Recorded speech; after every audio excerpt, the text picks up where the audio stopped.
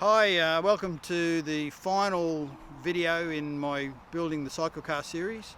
It's the 11th of November, which is Remembrance Day here in Australia, and it's a good day to take it for a run. I'd like to thank everyone that's participated on my YouTube, and I'm hoping everyone gets good information from that as time goes on. So what we found is that as we built the car from the original first video, naturally things change. You find that some things don't work and some things do work, so you alter as you build, and through that whole process we've ended up with the car that we've got now. Originally it was on a different type of format as far as what it looked like, and then I found that Fangio raced his A Model Ford in 1934 for the first race ever, and this is duplicating or replicating that car. So if we want to walk around the car now, I'll show you what's going on. As we started, we ended up with an A Model Ford front grille on the Cyclekart, which I modified and shortened so that it was still an A Model Ford front grille, but to fit the Cyclekart. And behind that is a T Model Ford bonnet. I decided to use those components purely because I had them laying around the junk pile at home.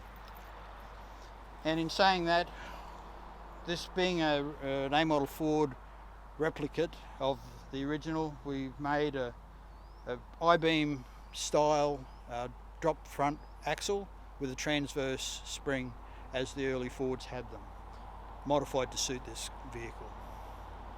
And then we've managed to find wheels online. Wheels are a bone of contention here at the moment, but we're working on that as a group. So the wheels came from online, and quite happy with those the way they are at the moment. As we move to the rear of the vehicle, the old bathroom tubs ended up being the engine cover, and I split the tub in half and made obviously the bottom half and the top half which covers the engine, and it looks quite good. It's supposed to duplicate or replicate the original fuel tank that sat on the back of the A Model Fords. I'm quite happy with that. The engine obviously is a Honda generic Replica, and it works extremely well. The axle, I stuck with the original Peerless 100 axle that I was going to use, and that's simply to make it easier to drive, so that a live axle, which is a solid rear axle, is very difficult to drive on different surfaces at slow speeds. And I drive more at slow speed than I do at fast speed. I did a few modifications to the engine. I took the governor out of the engine to allow that a little bit more horsepower and a little bit more RPM.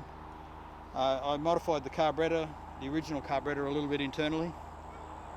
Put a racing air filter on it. I've got an oil catchment system here that I've used my nephew's brandy flask.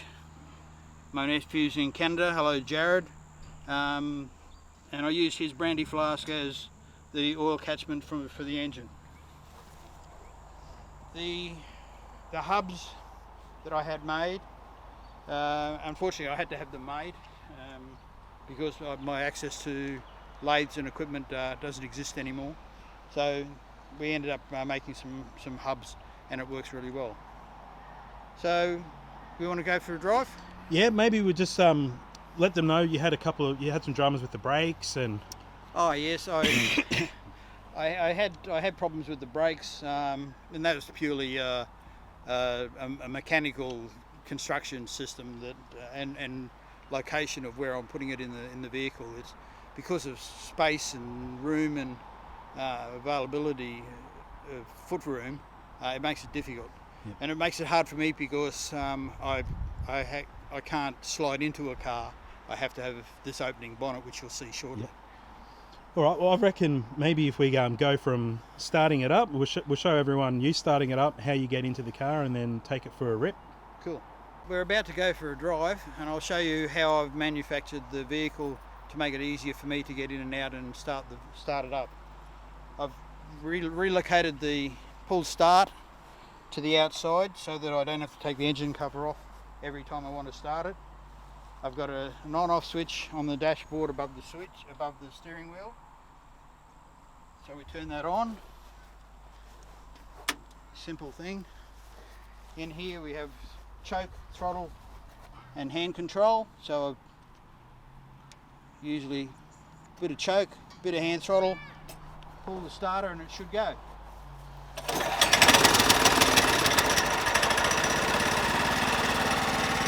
It runs. Now, I'll show you how I get into the car. I've got a couple of things here to make it easier. I've got a removable steering wheel. If I need to remove the steering wheel, make life easier. And I've also made the bonnet so that it rolls over. Undo the catch. I sit in it.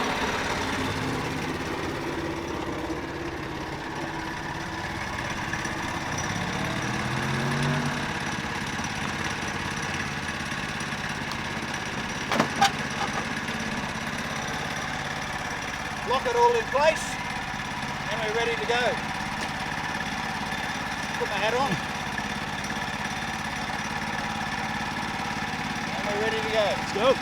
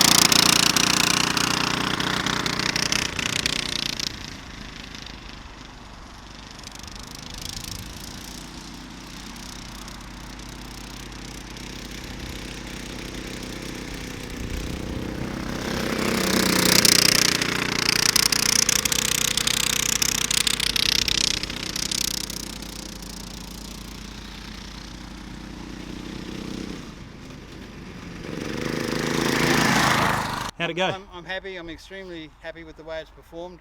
Today's the first day that I've actually driven it more than 100 metres, and it's performing extremely well. I'm very, very happy with it. Once I go through the next stage of those slight modifications I have to do, I'll be even more happy. Hopefully the next time we do a video we'll have the GoPro and everything, and we'll take it to a track. And yes, and we'll have the numbers and stickers and everything on the car, and it'll look 100% finished. Awesome. So you're happy? I'm extremely happy.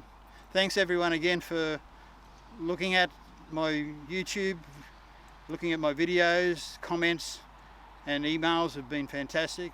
I've helped help people as best I can with information, but again, don't be shy. If you've got questions, please ask.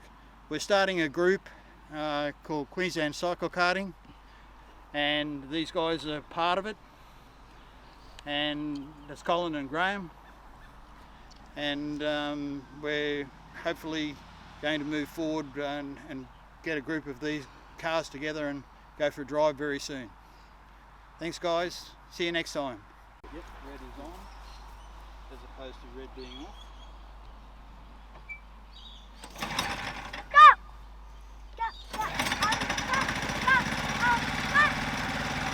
Ready?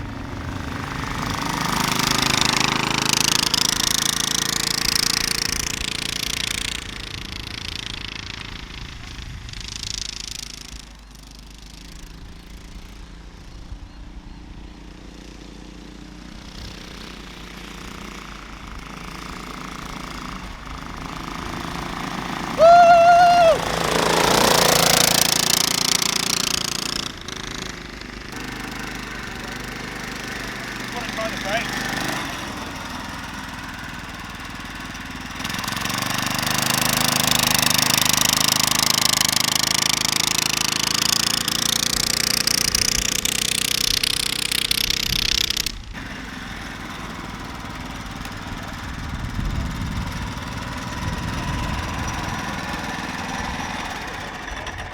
Woohoo! Oh.